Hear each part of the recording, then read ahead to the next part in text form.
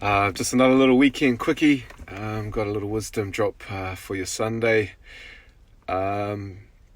Sometimes to better understand principles or concepts, I find it easier to reverse engineer or look at the opposite.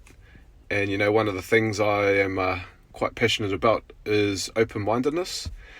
And so for me to try to break down and understand this concept, I like to look at the opposite of open-mindedness, which is closed-mindedness, and think about some of the things that make a person or make you become closed-minded.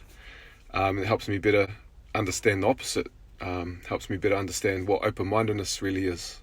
Just going to drop a little bit about that.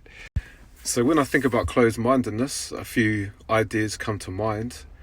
One of them is pride. So when I think about pride, you're kind of stuck in your ways. You're not open to new ideas or new learnings. You have these false belief patterns that you've developed over your lifetime, and you're stuck in your ways, and that's your truth. When I think of closed-mindedness, I think of a lot of that stuff not growing, not willing to listen to other people, and a lot of open-mindedness is about listening and seeking to understand what I believe. And so when you're prideful in your own thoughts, you don't want to hear what anyone else has to say. You're happy in your own world, in your own bubble. I also believe that closed-mindedness is the easy option. You're happy in your little comfort zone, and because you're stuck there, you're not going to grow, you're not going to learn. I also believe there's a bit of fear with closed-mindedness.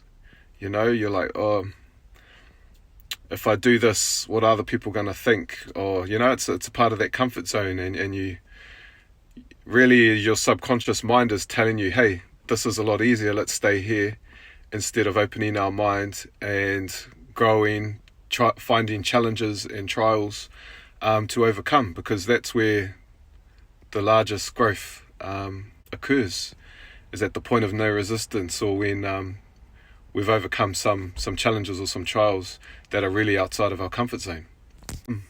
What are things that are making you fearful, and overcoming those thoughts in your subconscious and breaking cycles that you've built over your lifetime, these false belief patterns? So that's my little wisdom today. Think about the opposite of something, what it takes to be that. For this example, was closed-mindedness. What makes up a closed-minded characteristics in your mind? And then think about not doing those and doing the opposites, stepping out of your comfort zone, listening to people, listening to new ideas, finding opportunities to grow, to be challenged. Look for trials and obstacles to overcome. Bit of wisdom for your Sunday. Enjoy. Get it.